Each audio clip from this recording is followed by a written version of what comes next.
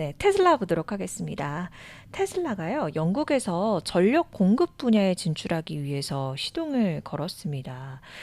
지난달 말에 영국 에너지 규제청 오프잼이라는 곳에 전력 공급 사업자 허가를 신청을 했다고 해요.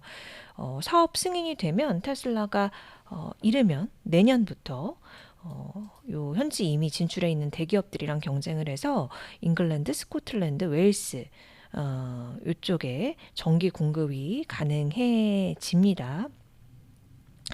오프잼이 최근에 이 규제를 많이 완화해서 여기가 지금 기업들이 경쟁이 좀 있다고 합니다. 그래서 테슬라가 여기에서 지금 전기차 못 파는데 과연 전력 공급 시장에서 얼마나 우위를 점할 수 있을까라고 시선들이 같이 나오고 있는 상태인데, 일단 테슬라가 ESS 사업도 하고 사실 미국 텍사스랑 저기 호주 쪽에서는 VPP라고 해서 가상 발전소 이것도 운영을 하고 있거든요.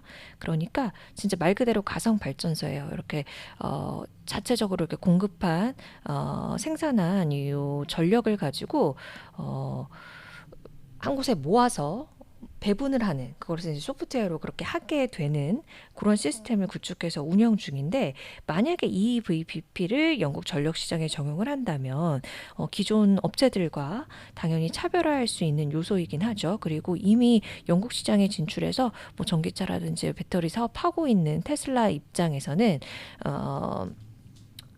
이미 잠재적인 고객층 어느 정도 확보했다라고 해석을 해볼 수도 있을 것 같고, 하지만 오프잼이 어쨌든 이 전력 가격 상한제를 가지고 하고 있고, 그리고 기존 이미 진출해 있는 기업들이 있기 때문에 이런 경쟁 요소 등은 부담 요인으로 작용할 수 있다라는 점, 테슬라가 영국 전력 공급 사업에 진출하기 위해 일단 허가 신청을 냈다, 요 소식까지 들어왔습니다. 자, 그리고 엔비디아. 오늘 어떻게 보면 엔비디아 소식이 조금 더 주목되는 그런 이슈인데요. 엔비디아는 오늘 하락을 하기는 했습니다. 이 소식이 좀 나오면서입니다. 이 지금 중국 반도체 판매 수익, 그러니까 엔비디아가 중국 쪽에 파는 반도체 판매 수익 15%를 미국 정부에 지급을 하는 협약을 좀 체결을 한 상태이죠. 근데 요게 주가 측면에서는 그렇게 부정적인 이슈는 아니다라는 측면에서 제가 오늘 가져오기는 했거든요. 번스타인 분석가가 내온 내용인데, 일단 만약에 중국 시장 진출을 하지 못하면, 중국 시장에서 팔지 못하면 현지 업체들한테 할 수 있는 부분이 넘어가는 것이기 때문에 중국에서 경쟁할 수 있어야 하니까 엔비디아 칩 수출허가는 좋은 일이다, 이렇게 이야기를 했습니다. 번스타인이 올해 초에 수출 통제 조치 시행되기 전에 엔비디아가 올해 중국에 약 150만 개의 H20 칩 판매를 하면 230억 달러 정도 매출을 올릴 수 있을 것이라고 전망을 한 바가 있었거든요. 근데 그때 기억하시나요? 엔비디아 수출 제한 조치로 80억 달러 손실 반영해야 된다고 했었잖아요. 근데 지금 요거 이제 추산해서 만약에 15%를 미국 정부에 지급을 한다, 이렇게 했을 때 분기당 한 10억 달러 초반 정도? 12억, 13억 달러? 이렇게 계산을 해봤을 때 연간 기준으로 보면 50억 달러인 겁니다. 그래서 저 수출을 못하는 것에 대한 손실이 큰 거죠. 그렇기 때문에 오히려 미국 정부에 지급하는 게 중국 수출이 아예 막히는 것보다 낫다. 예. 오히려 지급하는 것이 더 손실을 만회할 수 있는, 손실을 좀 줄일 수 있는 그런 측면에서 주가 측면에서는 그렇게 나쁜 소식이 아니다라고 번스타인 분석가는 이야기를 한 것입니다. 물론 엔비디아가 오늘장 소폭 하락세로 마감을 하기는 했지만요. 요게 지금 그 백악관 기자회견에서 또 이렇게 트럼프가 다시 한번 확인해 준 내용이기는 한데요. 젠슨왕 CEO가 다시 자기를 만나려고 할 거다. 왜냐하면 블랙엘 칩 관련해서도 수출 협상을 하러 올 것이기 때문에, 이러면서 관련해서도 시사하는 발언을 같이 내놨습니다. 엔비디아 쪽에서는 이렇게 좀 인정을 했고요. AMD도 이렇게 같이 15% 판매 수익 내는 것으로 알려졌는데, AMD 쪽에서는 지금 공식적인 입장은 아직까지 밝히진 않은 상태입니다. 엔비디아와 AMD 오늘장에서 모두 하락세로 마감을 했습니다. 자, 다음으로 마이크로소프트 보도록 하겠습니다. 마이크로소프트, 요 깃허브 책임자가 사임을 했습니다. 일단 나가기는 하는데 연말까지는 어쨌든 조직 안정성 위해서 있는다고는 하는데요. 지금 요 깃허브가 이 코어 AI 조직 그 하에 있는 거죠. 지금 AI 인프라 개발 매년 수천억 달러 투자하겠다고 밝힌 가운데 이제 코어 AI 요거 산하에 있는 깃허브입니다.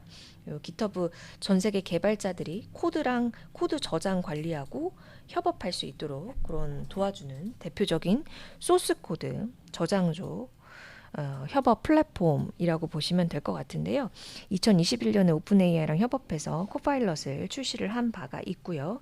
아직까지 이 분야에 있어서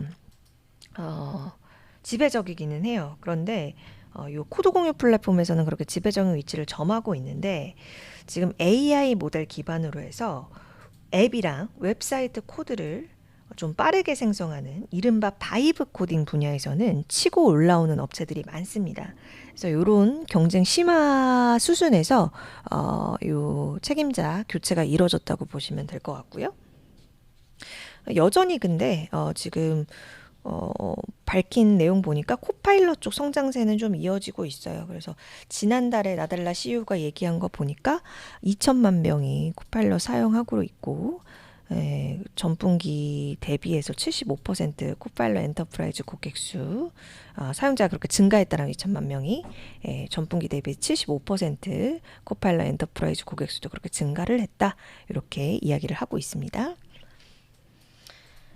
네, 그리고 다음으로는 아마존 소식 보도록 할게요. 아마존이 지난달에 이어서 결국 네 번째 윈터넷 위성 발사에 성공을 하면서 성공적으로 마치면서 지금 우주에 이제 쏘아 올려진 아마존의 카이포 위성이 총 102기가 됐습니다. 102개. 이번에 24개 위성을 또 스페이스X 경쟁사이지만 빨리 쏘아 올려야 되는 미션을 수행해야 되는 아마존 입장에서는 경쟁사의 힘도 얻어야 되죠. 그래서 ULA뿐만 아니라 스페이스X 로켓 팔컨 9에 실어서 이번에도 발사에 성공을 했다라는 소식. 지금 아마존이 이제 위성 사업하기 위해서 요 마감 시한이 있어요.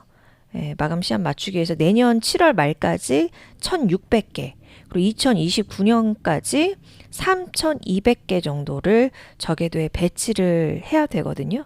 그래서 요 지금 마감 시한을 좀 맞추기 위해서 위성 발사에 굉장히 속도를 내고 있는 수순입니다. 경쟁사라고 얘기한 그 스페이스X 스타리크 같은 경우에는 지금 8,000기 정도를 이미 쏘아 올렸죠. 그래서 전 세계적으로 약 500만 명의 고객을 보유하고 있는 상태이고요. 어쨌든 아마존이 이제 스페이스X랑 3회 발사 포함해서 83회 정도 발사를 예정을 하고 있습니다. 그래서 올해 말 상용 서비스 목표로 여러 정부와 계약에도 나서고 있는 수순. 어쨌든 미국 연방통신위원회 FCC가 설정한 그 계약 마감 시한에 따라서는 총 2029년까지 3,200개 정도의 위성을 배치를 해야 된다. 요 소식까지 좀 들어왔습니다. 자, 그리고 AI 모아모아 소식 두 가지 전달 드리도록 할게요. 인텔은 오늘 올랐거든요. 인텔 CEO 만날 것이다. 요 트럼프 대통령이 요 기대감으로 반등에 좀 성공을 했습니다. 그 중국 쪽으로 기술 유출 의혹 받으면서 리프턴 CEO 사임하라 이랬었는데 며칠 만에 트럼프 대통령이 자신이랑 내각 구성원들이 인텔이랑 회동했다. 여기 이제 리프턴 CEO도 같이 자리를 했다라고 했는데 인텔 쪽에서도 방문한 거 맞다라고 밝혔고요. 탄 CEO가 트럼프 대통령 만나서 인텔의 미국 기술 제조 분야 리더십 강화 의지에 대해서 솔직하고 건설적인 논의를 나눴다라고 이야기를 했습니다. 그러면서 인텔도 반등에 성공하는 모습을 보였고요. 그리고 저희가 어제 오늘 M7 소식 코너를 하루 쉬어갔었잖아요. 근데 이 소식은 전달을 드려야 될 것 같아서요. 메타가요, 웨이브폼스라는 스타트업을 인수를 했습니다. 여기 인공지능 음성 스타트업 하는 데인데, 저랑 오늘 M7 계속 같이 공부해 오신 분들은 아시겠지만, 어, 지난달이었죠? 플레이 AI, 여기도 AI 오디오 스타트업 업체였거든요. 130억 달러 들여서 플레이 AI 인수한 데 이어서 두 번째 AI 오디오 분야 지금 인수다라는 소식입니다.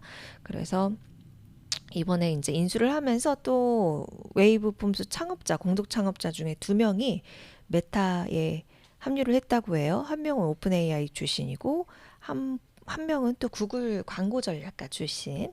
이렇게 두 명이 또 메타에 합류하게 됐다는 소식까지 이렇게 전달해 드리도록 하겠습니다.